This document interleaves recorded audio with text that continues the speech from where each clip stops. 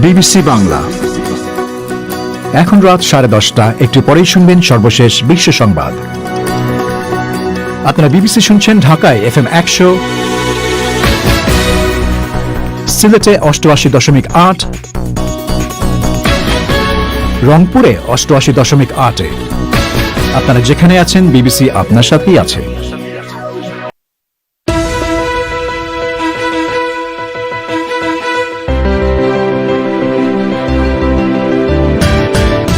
Tokyo Olympics শুরুর আগে প্রতিযোগীদের মধ্যে করোনা ভাইরাসের সংক্রমণ বাড়ছে।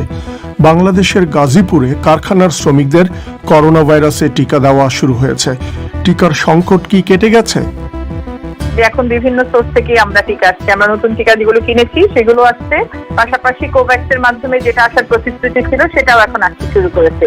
ডেফিনেটলি এই মুহূর্তে আমরা সংকট উঠেছি বলে আমাদের কাছে মনে হচ্ছে। গবেষণা বলছে বাংলাদেশে কোভিড রোগীদের 15%ই লং কোভিডে আক্রান্ত। ভারতে সদ্য নিয়োগ পাওয়া স্বরাষ্ট্র প্রতিমন্ত্রীর নাগরিকত্ব নিয়ে বিতর্ক। শুনবেন ইতিহাসের সাক্ষী। তবে শুরুতেই সবশেষ বিশ্ব সংবাদ।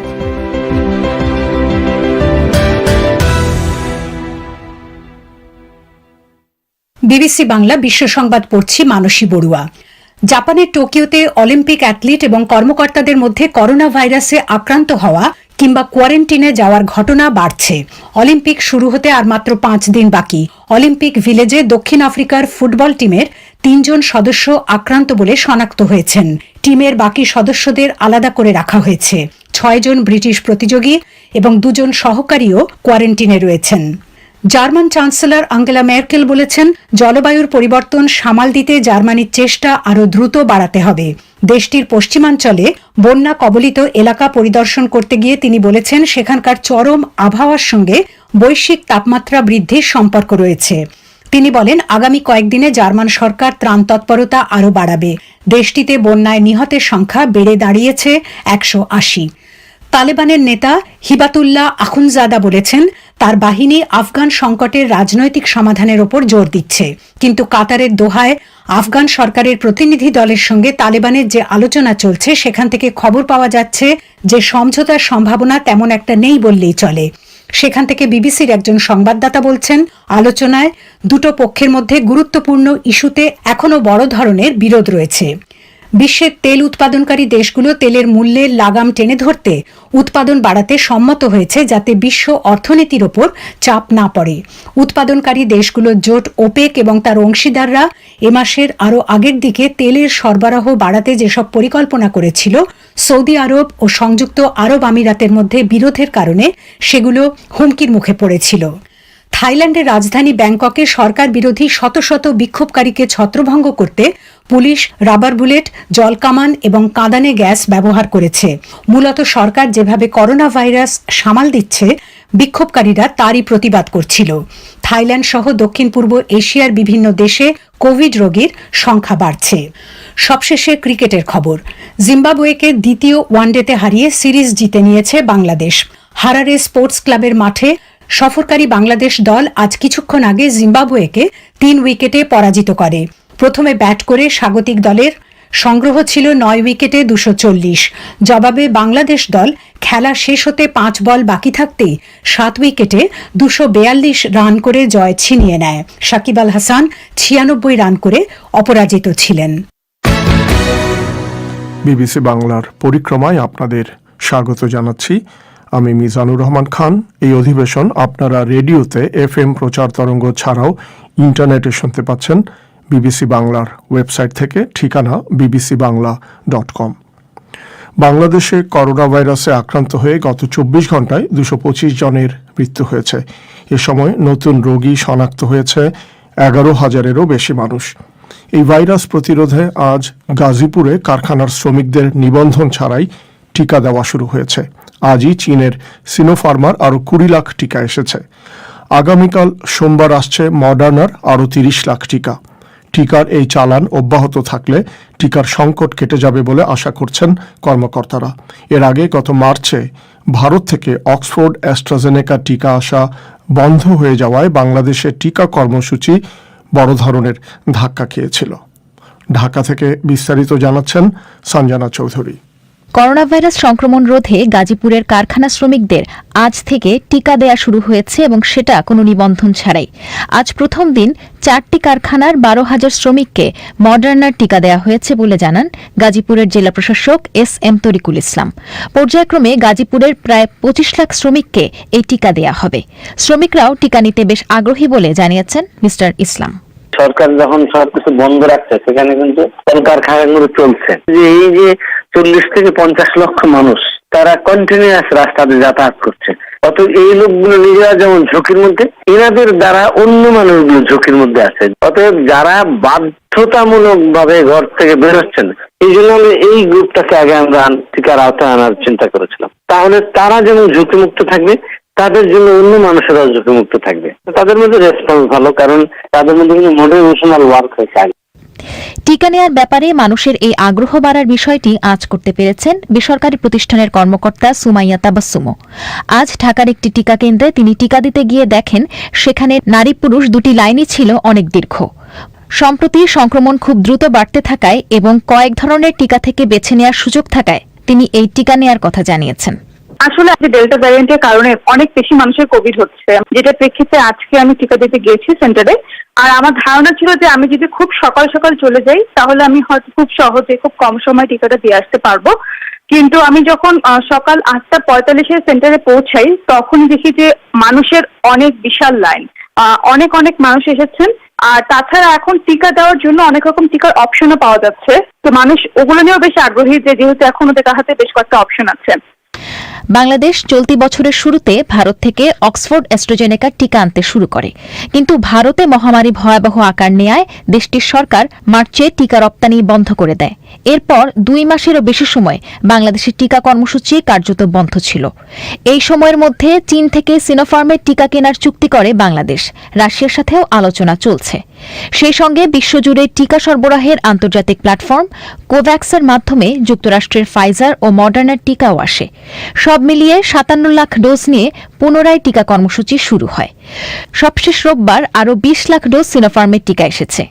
মার্কিন রাষ্ট্রদূত এক টুইট বার্তায় জানিয়েছেন সোমবার কোভ্যাক্সের আওতায় আসবে আরও 30 লাখ মডার্নার টিকা। টিকার এই চালান অব্যাহত থাকলে টিকার ঘাটতি হওয়ার যে আশঙ্কা করা হচ্ছিল তা আর থাকবে না বলে জানিয়েছেন স্বাস্থ্য অধিদপ্তরের অতিরিক্ত মহাপরিচালক মির্জাদি সেব্রিনা ফ্লোরা। 15 লাখ মানুষকে আমরা দ্বিতীয় ডোজ দিতে পারি নাই তখন সময় মতন। আমরা সেই কারণেই বিভিন্ন চ্যানেল আসলে এক্সপ্লোর করছিলাম যাতে যেই চ্যানেল থেকেই হোক দ্রুত টিকা আসে। তারই ফলাফল হিসেবে বলতে পারেন যে এখন বিভিন্ন সোর্স থেকেই আমরা টিকা আসছে। আমরা নতুন টিকা যেগুলো কিনেছি সেগুলো আসছে, পাশাপাশি কোভ্যাক্সের মাধ্যমে যেটা আসার প্রতিশ্রুতি ছিল সেটাও এখন আসতে শুরু করেছে। ডেফিনেটলি এই মুহূর্তে আমরা সংকট উঠেছি বলে আমাদের কাছে মনে হচ্ছে। যেহেতু অনেক টিকা আসছে, যাতে দ্রুত আরো বেশি মানুষকে টিকা দেওয়া যায় সে ব্যাপারে কর্মসূচি আমরা নিয়েছি। তবে যে পরিমাণ টিকা এসেছে এবং পাওয়ার আশ্বাস পাওয়া যাচ্ছে বাংলাদেশের মোট জনসংখ্যার হিসেবে তা যথেষ্ট নয় বলে মনে করছেন জনস্বাস্থ্য বিশেষজ্ঞ কাউসার আফসানা। তারপরও বিদ্যমান টিকার সর্বোচ্চ সুফল পেতে শহর থেকে শুরু করে প্রান্তিক পর্যায়ের সব মানুষকে টিকা দিতে হবে এবং সেটাও দ্রুত সময়ের মধ্যে বলে তিনি জানান। তার আগ পর্যন্ত স্বাস্থ্যবিধি মেনে চলার ওপরেই তিনি বেশি গুরুত্ব দিচ্ছেন। এখনো তো যতটুকু আসে আমাদের দেশের জন্য আসলে তো তেমন কিছুই না, তাই না? আমাদের পপুলেশন তো অনেক বড়। 70% পপুলেশনকে যদি আমরা দিতে চাই তখন কিন্তু হিসাবটা ছিল যে তার উপরটি মানুষকে দিব, মানে 260 মিলিয়ন ডোজ আসতে হবে ভ্যাকসিন। তো 260 মিলিয়ন ভ্যাকসিন মানে আসার মতো তো এখনো বাংলাদেশের পরিস্থিতি না। 2 মিলিয়ন 3 মিলিয়ন এরকম করে আসতে হবে। কিন্তু এবার যেহেতু ঈদের সময় একটা বিরাট হয়ে গেল, গ্রামেও একইভাবে ছড়িয়ে গেছে, তো এখন কিন্তু আমাদের আর ওই পরিকল্পনাটা করা যাবে না যে শুধু শহরে আমরা দিব, আমাদেরকে গ্রামেও একইভাবে ভ্যাকসিন দিতে হবে, যে পরিকল্পনাটা সরকারের ছিল। তবে কোভিডের নতুন ভ্যারিয়েন্টগুলো খুব দ্রুত ছড়িয়ে পড়ায় সংক্রমণ ঠেকাতে টিকাও তার চেয়ে দ্রুত গতিতে দেয়া প্রয়োজন বলে মত বিশেষজ্ঞদের। আর এজন্য প্রয়োজন টিকার নিরবচ্ছিন্ন সরবরাহ। কিন্তু বাংলাদেশ সেক্ষেত্রে অন্য দেশের উপর পুরোপুরি নির্ভরশীল। এ ছিল ঢাকা থেকে পাঠানো সঞ্জনা চৌধুরীর প্রতিবেদন। বাংলাদেশে কোভিড রোগীদের উপর পরিচালিত এক গবেষণায় দেখা গেছে আক্রান্ত রোগীদের প্রায় 15%ই লং কোভিডে বা দীর্ঘস্থায়ী কোভিডে ভুগে থাকে। তাদের বেশিরভাগই নারী। গবেষণা বলছে লং কোভিড থেকে সেরে ওঠার পরও নানা ধরনের স্বাস্থ্য জটিলতায় ভুগছে মানুষ, যার মধ্যে রয়েছে প্রচণ্ড দুর্বলতা, শ্বাসকষ্ট, ভুলে যাওয়া, শরীর ব্যথা ইত্যাদি ইত্যাদি। বিশেষজ্ঞরা বলছেন লং কোভিডের প্রভাব থাকতে পারে 1.5 বছর পর্যন্ত। শুধু শারীরিক নয়, মানসিক স্বাস্থ্যের উপরেও এর প্রভাব পড়তে পারে। ঢাকা থেকে আরও জানাচ্ছেন মুন্নি আক্তার। 2020 সালের অগাস্টে কোভিড আক্রান্ত স্বামীর সেবা করতে গিয়ে নিজেও আক্রান্ত হয়েছিলেন 58 বছর বয়সী নীলুফা আজাদি। এর কিছুদিন পর পরীক্ষা করে তার কোভিড নেগেটিভও আসে। তবে কোভিড ভালো হলেও শুরু হয় নতুন ধরনের শারীরিক সমস্যা। ভুগতে থাকেন প্রচণ্ড শরীর ব্যথায়, সাথে শ্বাসকষ্ট। টানা প্রায় 9 মাস ধরে অক্সিজেন নিতে হয় তাকে। পুরো শরীর ফুলে গিয়ে হাঁটাচলাও বন্ধ হয়ে যায়। নীলুফা আজাদি জানান, টানা প্রায় 11 মাস ধরে নানা ধরনের উপসর্গে ভুগে এখন তিনি কিছুটা সুস্থ হওয়ার দিকে। উপসর্গটা বলতে যে আমার হাতে পায়ে মানে প্রত্যেকটা জয়েন্টে ব্যথা এখনো। আমার শরীরটা যেটা ছিল তা প্রায় ডাবল হয়ে গেছিল, এরকম ফুলে গিয়েছিলাম আমি অনেক। পুরাটা এই যে এতদিনই কমছে, 11 মাসে এই মাত্র স্বাভাবিক হওয়া ধরছে আমার শরীরটা। কিন্তু আমার অক্সিজেন চলছে অনেকদিন। আমার শ্বাসকষ্ট ছিল তো, যার কারণে আমার অনেকদিন, এই যে বললাম মাত্র 2 মাস বোধহয় আমার অক্সিজেন বন্ধ হয়েছে। চলতি বছরের মার্চে কোভিডে আক্রান্ত হয়েছিলেন মইনুর সুলতানা। কোভিড সেরে যাওয়ার পরও দীর্ঘদিন ধরে দুর্বলতায় ভুগেছেন তিনি, সাথে ছিল শরীর ব্যথাও। মইনুর সুলতানা জানান, কোভিডের পর তার মাথার বেশিরভাগ চুলই পড়ে গেছে। প্রথমে অনেক দুর্বল লাগতো, দুর্বলতা ছিল, শরীরটা মনে হয়তো কি যেন স্টিফ হয়ে আছে, এরকম কেমন জানি একটা মনে হয়, এটা আসলে বোঝানো যাবে না। চুল এক গাদা করে করে করে করে এসে অনেক চুল, এখনো চুল উঠতেছে। বাংলাদেশে যশোর বিজ্ঞান ও প্রযুক্তি বিশ্ববিদ্যালয় এবং যুক্তরাজ্য ও যুক্তরাষ্ট্রের একাধিক বিশ্ববিদ্যালয়ের প্রায় 17 জন গবেষকদের একটি দল লং কোভিড নিয়ে গবেষণা করেছেন। যশোর বিজ্ঞান ও প্রযুক্তি বিশ্ববিদ্যালয়ের ফিজিওথেরাপি ও পুনর্বাসন বিভাগের চেয়ারম্যান ড মোহাম্মদ ফিরোজ কবির, যিনি এই গবেষণায় অংশ নিয়েছেন, তিনি জানান, 2020 সালের মে মাস থেকে শুরু করে এ বছরের মে মাস পর্যন্ত, অর্থাৎ 1 বছর, বাংলাদেশের 2000-এর বেশি কোভিড রোগীর উপর গবেষণাটি করেছেন তারা। এতে দেখা গেছে দেশের প্রায় 15% কোভিড রোগী লং কোভিডে ভুগছেন। মিস্টার কবির লং কোভিডের বিভিন্ন উপসর্গ ব্যাখ্যা করছিলেন। কোভিডের পরও দেখা যায় লং টার্মের কিছু প্রবলেম থেকে যায়, যেমন মাথা ব্যথা, ফুলে যাওয়া, বিভিন্ন জয়েন্টে ব্যথা, উইকনেস, ফিটনেস কমে যাওয়া, শ্বাসকষ্টের কিছু কিছু হার্ট রেট গুলো একটু কম বেশি করা, ছিল না আগে পরে ডায়াবেটিস দেখা দেওয়া, ব্লাড প্রেশার ছিল না পরে ব্লাড প্রেশার হওয়া, এই ধরনের কিছু কিছু প্রবলেম দেখা যায়, সেটা 3 থেকে 6 মাসের বেশি, আর কারো কারো দীর্ঘদিন আরো বেশি দিন থাকছে আর কি। মিস্টার কবির জানান, লং কোভিড মধ্যবয়সীদের মধ্যে বেশি পাওয়া যায়। তার গবেষণা অনুযায়ী 30 থেকে শুরু করে 55 বছর বয়স পর্যন্ত মানুষের মধ্যে লং কোভিডে ভোগার প্রবণতা বেশি। মিস্টার কবির জানান, লং কোভিডে আক্রান্তের প্রবণতা পুরুষের চেয়ে নারীদের মধ্যে বেশি। এর কারণ হিসেবে তিনি বলেন, এটার মূলত কারণটা যেটা দেখা গেছে সেটা হলো যে মেয়েরা সাধারণত ফিজিক্যাল অ্যাক্টিভিটিস পুরুষদের চেয়ে কম করে। আমাদের দেশের যে সিস্টেম আর কি, ফিজিক্যাল অ্যাক্টিভিটি যারা কম করে তাদের ইমিউন বুস্টিংটা কম হয়, এটা একটা বিষয় আছে। আর একটা হলো থেকে শুরু করে হেলদি খাবার টাবার সবকিছু থেকেই মেয়েরা একটু বঞ্চিত হয়, যে কারণে তুলনামূলক ভাবে তারা ওই দ্রুত অ্যাডাপ্ট করার ইয়েটা কম থাকে। এটাই মেইনলি কারণ হিসেবে আমরা পেয়েছি। এরপরও এটা নিয়ে আরো ফার্দার স্টাডি হচ্ছে।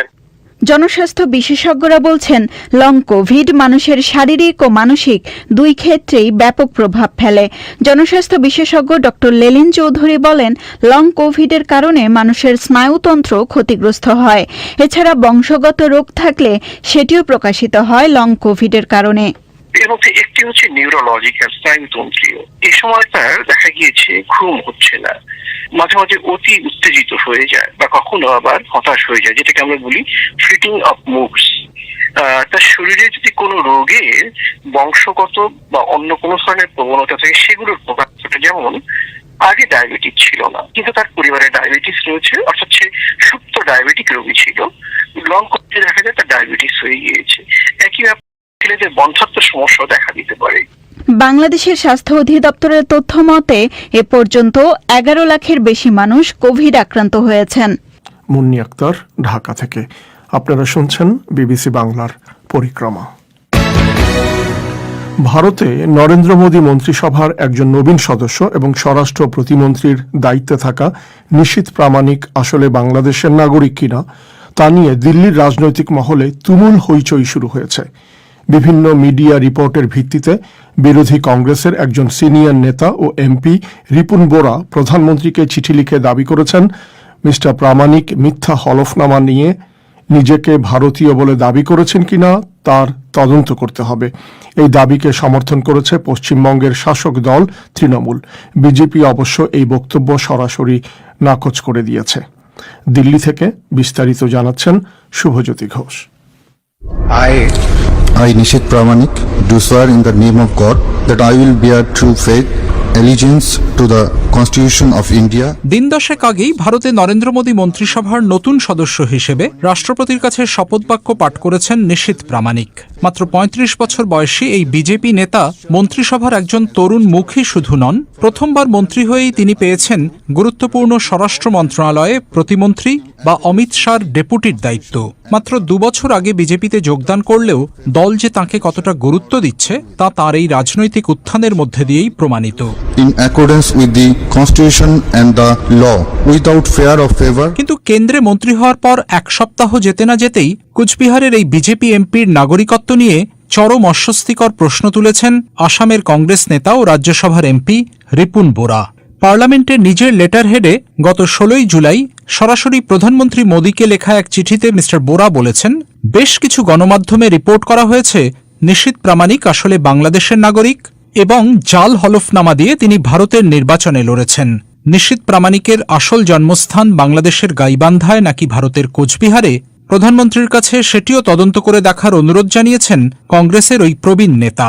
I have not raised the allegation. This is not my allegation. Whatever I got in the public domain, in number of news channel, even in digital media also papers. Ripun বোরা এদিন BBC বাংলাকে বলছিলেন, ওই অভিযোগ কিন্তু আসলে ঠিক আমার তোলা নয়। আমি পাবলিক ডোমেইনে অর্থাৎ বিভিন্ন নিউজ চ্যানেলে, ডিজিটাল মিডিয়া বা খবরের কাগজে যে তথ্য পেয়েছি তার ভিত্তিতেই একজন সাধারণ নাগরিক ও পার্লামেন্টারিয়ান হিসেবে এই প্রশ্নটা তোলা উচিত মনে করেছি। ওইসব খবরে বলা হয়েছে আসলে তাঁর জন্মস্থান হল বাংলাদেশের গাইবান্ধায়, অথচ তিনি নির্বাচন কমিশনে হলফনামা দিয়ে বলছেন তাঁর জন্ম নাকি কুচবিহারে। দেশের স্বরাষ্ট্র প্রতিমন্ত্রী যদি এখানে সত্যি গোপন করে থাকেন তাহলে সেটা অবশ্যই অতি গুরুতর ব্যাপার, আর সেজন্যই আমি এ ব্যাপারে প্রধানমন্ত্রীর দৃষ্টি আকর্ষণ করেছি।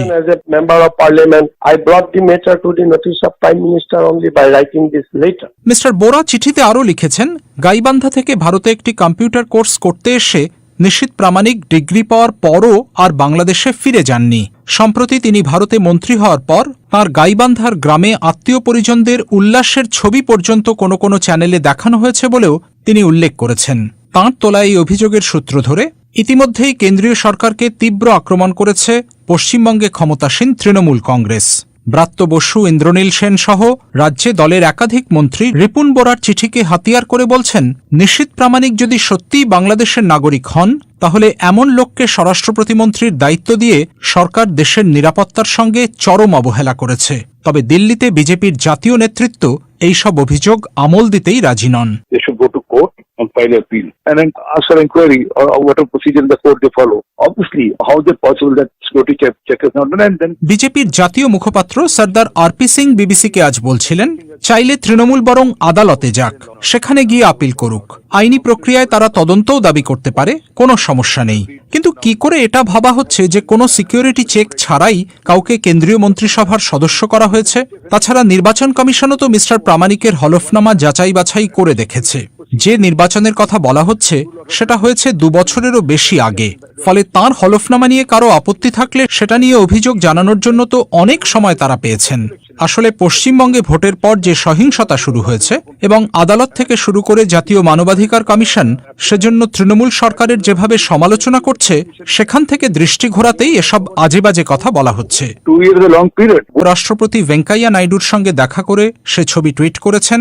গতকালও দিয়েছেন ভারতের অলিম্পিক প্রতিযোগীদের সঙ্গে দেখা করার ছবি। কিন্তু তাঁর নাগরিকত্বের প্রশ্ন নিয়ে সোশ্যাল মিডিয়াতে এখনো একটিও শব্দ খরচ করেননি। শুভজ্যোতি ঘোষ। এবারে ইতিহাসের সাক্ষী।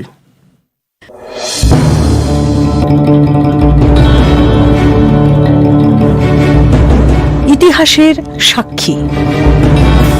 আজ শুনব পৃথিবীর অন্যতম প্রাচীন মাতৃতান্ত্রিক এক সমাজের নারীদের কথা, যে সমাজে নারীরাই সর্বেসর্বা এবং একজন পুরুষের সাথে সম্পর্ককে যে সমাজে নিরুৎসাহিত করা হয়। আজকের ইতিহাসের সাক্ষী পরিবেশন করছি মানসী বড়ুয়া। হিমালয়ের কোলে দক্ষিণ পশ্চিম চীনের এই অঞ্চলটি তথাকথিত নারী শাসিত একটি অভিনব সাম্রাজ্য। নারীরা সেখানে শক্তিশালী।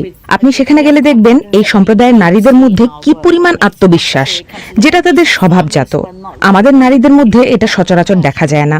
এরা কিন্তু সেভাবে শিক্ষিত নয়, এরা কৃষক, কিন্তু আত্মবিশ্বাসে তারা টকবক করছে।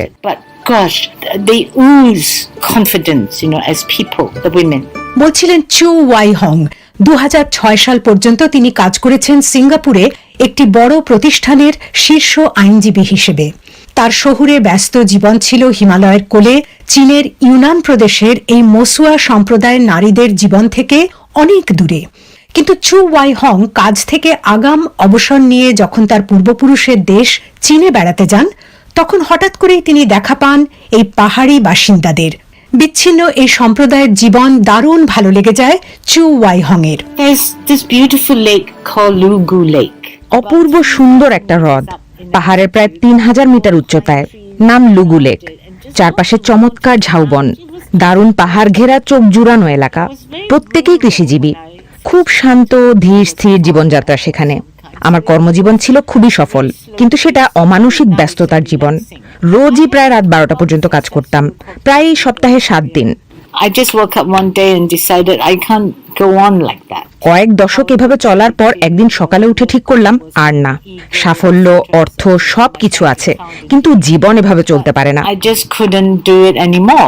চু ওয়াই হং যখন লুগু লেকে যান, তখনও সেখানে পর্যটকের আনাগোনা ছিল না। বাইরের মানুষের প্রভাবও সেখানে পড়েনি। তিনি তখনও ভাবেননি সেখানেই তিনি থাকতে যাচ্ছেন। মসুয়া একটি ছোট প্রাচীন সম্প্রদায়। সংখ্যায় তারা 40,000-এর মতো। মূলত স্বনির্ভর জাতিগোষ্ঠী, কঠোর ধর্মবিশ্বাস আর সংস্কৃতি কেন্দ্রিক তাদের জীবনযাপন। মিস ওয়াই হং যেদিন সেখানে গিয়ে পৌঁছন, সেদিন মসুয়া নারীরা তাদের প্রথাগত উজ্জ্বল সাজ পোশাক পরে তাদের পাহাড়ের দেবীর উৎসব উদযাপন করছিলেন। বাইরের একজন মানুষ হিসেবে দেখলাম তারা খুব মজা করছে, নাচ গান করছে, আগুন জ্বালিয়ে খাবার রান্না করছে, আর পর্বতের দেবীর সামনে ধূপ জ্বালাতে সবাই পাহাড় ভেঙে উপরে উঠছে। পাহাড়ের মাথায় তাদের দেবী গামুর মন্দির। তাদের বিশ্বাস এই দেবী তাদের রক্ষাকর্ত্রী। তাদের এই দেবী নাচ গান ভালোবাসেন, মদ্যপান, বহুগামিতা তার খুব পছন্দ। তাই এই দেবীকেই অনুসরণ করে তারা। বলে, দেবীর মতো আমাদের জীবনেও একাধিক পুরুষ সঙ্গী চাই, আমরা একজনের সাথে আটকে থাকতে চাই না।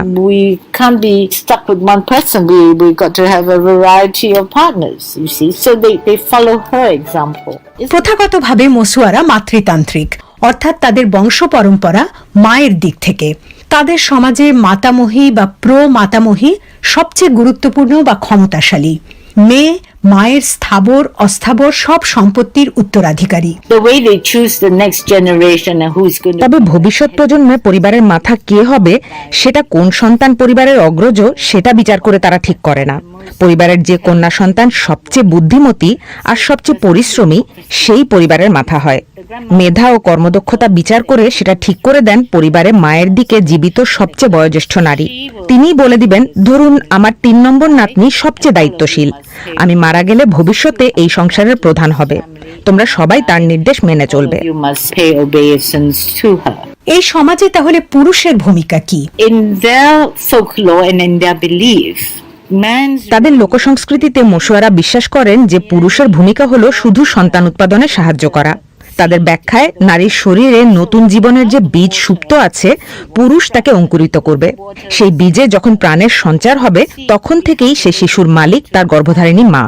বাবার ওই শিশুতে কোনো অধিকার নেই, সে শুধু বীজে পানি দিয়ে তাকে অঙ্কুরিত করেছে, ওইটুকুই তার ভূমিকা।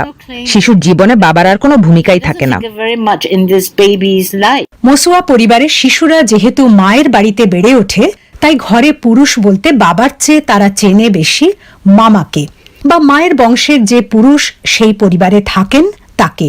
যে পুরুষ সন্তানের বাবা, তার কিন্তু পিতৃত্বে কোনো অধিকার থাকে না। The father is not the father in the sense we understand fatherhood to be. আমরা বাবা বলতে যেটা বুঝি, মশুয়া সমাজে বাবারা কিন্তু সেরকম নয়। সন্তানের বড় হয়ে ওঠার ব্যাপারে তাদের কোনো দায়িত্বই থাকে না, সব দায়িত্ব নেন মামারা। বোনের বাচ্চাদের মশুয়া সংস্কৃতি সম্পর্কে শিক্ষা দেওয়া, তাদের জীবনযাপন, মূল্যবোধ সবকিছু যথাযথভাবে শেখানোর দায়িত্ব মামাদেরই। Have to look upon the uncles very respectfully and they have to listen to them. মসুয়াদের সমাজে নারী পুরুষের সম্পর্কের ব্যাপারটাও একেবারেই অন্যরকম। There is actually no concept of a marriage as we know. বিয়ে বলে তাদের সমাজে কিছু নেই। নারী আর পুরুষের মধ্যে দীর্ঘস্থায়ী সম্পর্কেও তারা বিশ্বাস করে না। মশুয়া সমাজে যেটা হয়, একজন পুরুষ নারীকে বলে, আজ রাতে আমি তোমার বাসায় কাটাবো। মশুয়াদের বাসায় প্রত্যেক নারীর আলাদা একটা ঘর থাকে। And the man, he sort of knocks on her door by, throwing a few pebbles at her door. পুরুষ এসে রাতে তার পছন্দের নারীর দরজায় পাথর দিয়ে টোকা মারে ও তার ঘরে রাত কাটায়। ওই পুরুষকে সূর্য ওঠার আগেই কিন্তু ঘর থেকে চলে যেতে হয় তার নিজের বাসায়। মশুয়ারা এটাকে বলে পথচলতি বিয়ে। তারা কখনোই এই পথচলতি বিয়েকে স্থায়ী কোনো সম্পর্ক হিসেবে দেখে না বা দেখার প্রয়োজনীয়তা অনুভব করে না। তাদের যুগল সম্পর্ক শুধু রাতের ওই মুহূর্তটির জন্যই। Is for the moment and in the morning is over. চু ওয়াই হং মসুয়া সম্প্রদায়কে খুব কাছে থেকে দেখেছেন দীর্ঘ সময় ধরে। তাদের সাথে একটা ঘনিষ্ঠ যোগাযোগ গড়ে ওঠার পর ওয়াই হং তাদের গ্রামে ফিরে গেছেন বেশ কয়েকবার। তাদের সাথে থেকেছেন লম্বা সময় ধরে। এরপর একসময় মসুয়ারা তাদের গ্রামে তাকে থেকে যাওয়ার অনুরোধ জানালে তিনি মসুয়াদের ভাষা শেখেন এবং তাদের সংস্কৃতি নিয়ে লেখাপড়া করেন। সেখানেই পাকাপাকিভাবে থাকতে শুরু করেন। সিঙ্গাপুরের ব্যস্ত কর্মজীবন থেকে নতুন এই সমাজে বসবাসের অভিজ্ঞতাটা তার কেমন ছিল? আমি খুবই স্বচ্ছন্দ বোধ করেছি। মনে হয়েছে এরা আমার খুব আপন। যেটা আমাকে সবচেয়ে মুগ্ধ করেছিল, মশুয়া সমাজে পুরুষরা ছোটবেলা থেকেই নারীদের সম্মান করতে শেখে। নারীর প্রতি সম্মানবোধ নিয়ে তারা বেড়ে ওঠে। মেয়েদের মতামত তারা শোনে। আমার কর্মজীবনে বিশাল প্রতিষ্ঠানে প্রচুর পুরুষ সহকর্মীর মধ্যে আমার বক্তব্য তুলে ধরাটা ছিল একটা বিরাট সংগ্রাম। The way they treat the men is not like the way patriarchal men treat their women. পুরুষ প্রধান দুনিয়ায় পুরুষরা নারীদের প্রতি যেভাবে আচরণ করে, তাদের যে চোখে দেখে, মশুয়া নারীরা কিন্তু পুরুষদের সেভাবে দেখে না। তারা পুরুষদের উপর প্রভুত্ব করে না, পুরুষদের গালমন্দ করে না, বরং তাদের প্রতি মশুয়া নারীরা খুবই মমতা দেখায়। তাই পুরুষরা কখনো নিজেদের অধস্তন বা অবদমিত বলে মনে করে না। পুরুষদের এমনিতেই বেশি কাজকর্ম করতে হয় না। তাদের সমাজে নারী ও পুরুষের মধ্যে একটা সাম্য আমি দেখেছি। The interaction is more equal than I see in our patriarchal world. Masua এলাকায় এখন পর্যটকের সংখ্যা বেড়েছে, ফলে তারা এখন চীনের আধুনিক জীবনধারার সাথে পরিচিত হবার সুযোগ পাচ্ছেন। অনেক মসুয়া নারী একজন জীবনসঙ্গীর সাথে ঘর বাঁধার আইডিয়া পছন্দ করতে শুরু করেছেন।